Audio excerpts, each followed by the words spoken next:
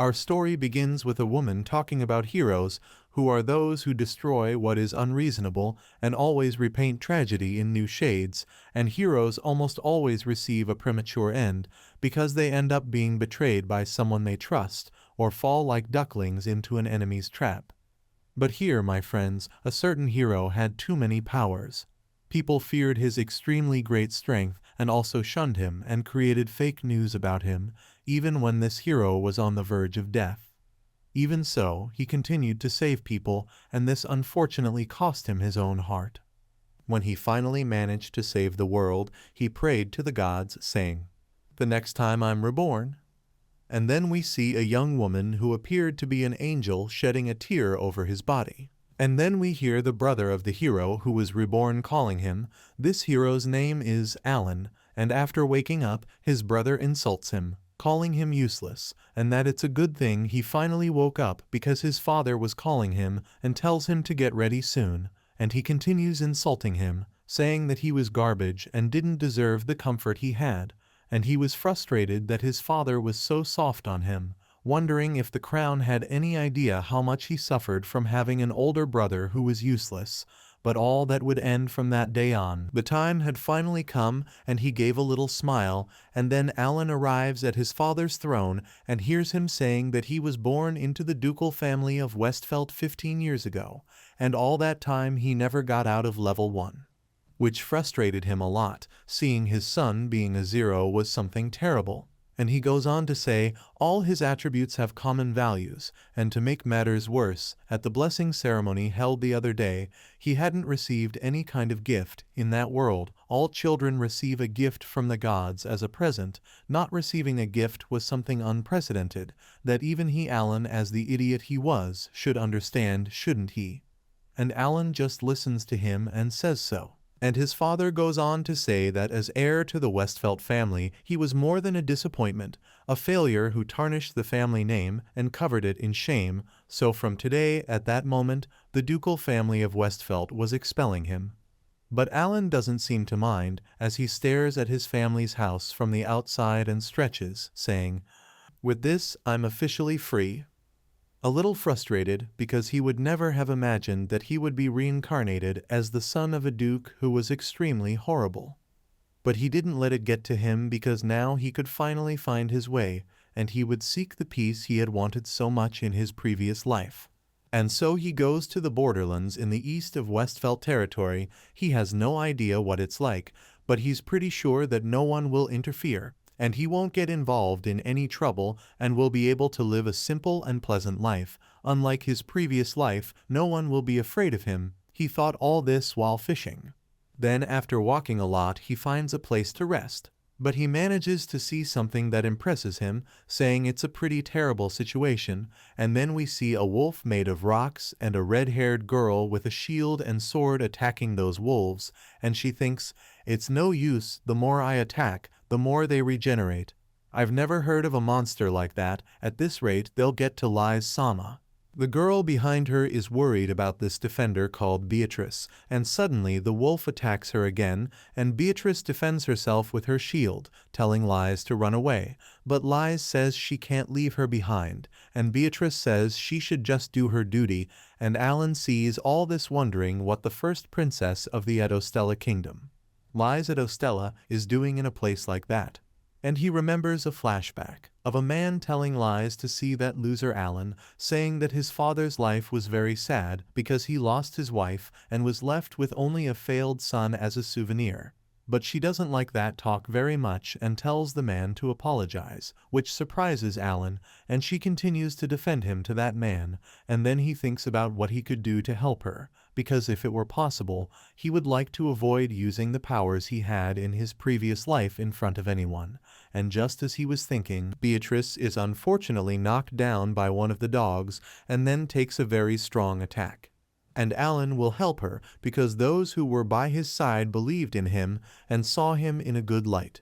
Lies, seeing the dogs approaching, said she saw death coming and didn't understand why the only thing on her mind was Alan, and even shouted his name, at which point Alan appeared holding the dog in one hand, and she was surprised and confused, wondering what he was doing there. He tells her that they'll talk more later, Then he does a brief analysis using a skill and ends up seeing that those wolves had cores, and that if he broke those cores, it would be the end of those miserable wolves. Then he casts a skill to delete their existence. The guy is angry and destroys all three of them at once. Lies is worried about Beatrice, while Beatrice apologizes to Lies for falling in that place. While she bleeds, Beatrice tells Alan that she owes him, and he approaches her to exchange an idea, saying that he will heal her wound, and suddenly, she's in perfect condition, without any marks from her previous wound. Even her armor has been restored, and Lies asks him what that power is, and he can't say, because he doesn't want to say that he inherited that power from his past life, and Beatrice wonders if it's a gift on a level that the church doesn't know about, and Lies says that in that case it would make sense, and Alan agrees, asking what the princess was doing there, and she replies by saying that a few days ago she had received a divine revelation, and Beatrice goes on to say that they had been guided by the revelation to Clume village on the border, but unfortunately they had been attacked, and if it hadn't been for Alan, they might have died. And then they ask what he was doing there, and he says that he doesn't want to talk in that place, and that it would be better if they talked in the carriage, but they say that the carriage is broken. And at the same moment he simply fixes the carriage, and in the middle of the journey he explains that he was expelled, and Lies is surprised to hear this, asking how the Westfeld family could have been so cruel. And he says that just like them, he was traveling towards the border of that domain, and also asked if it was all right for them because the power he had used would be extremely useful for the kingdom, and it could be a problem for someone like him to be wandering around freely, and Beatrice answered him, thinking in the interests of the kingdom they should return her to the Westfeld family, but Lies denied it, saying that she would put her friend before the kingdom, knowing that this would make her unsuitable for royalty. Even so, in a country that only survives at the cost of someone's life, she thought it was wrong, and Alan obliged. After arriving in the village, they found it very strange because the place was so quiet, and after a conversation about the possible existence of monsters in the village, and Alan saying that he didn't feel their presence, they finally find villagers and go to them who were gathered, and Lies wonders what was going on, when an old man throws someone out and tells her to get out, because he had nothing more to say to her, and when she gets up, we see that it's a girl. And Lies sees her and says that she must be the light she had heard, called Akira, and Akira asks, "Who are you again?" And Lies, a little disappointed, replies, "Well, I'm Lies at Ostella," explaining that when she was in the capital, she showed her the palace, and they even had a meal together, and Akira apologizes because it's hard for her to remember names. Lies angrily replies that it seemed she hadn't just forgotten her name, but her existence too. Alan, seeing this, wonders, apparently you already know each other, but what does Lies mean by light? Beatrice asked him if he had ever heard of the gift called Valiant, which he hadn't, and she explained that it was a very special gift that was given to only one person per generation and granted the power of 1,000 warriors. The bearer is, in other words, the hero, and then Lies introduces Akira Kazuragi again, saying that she was the current heroine.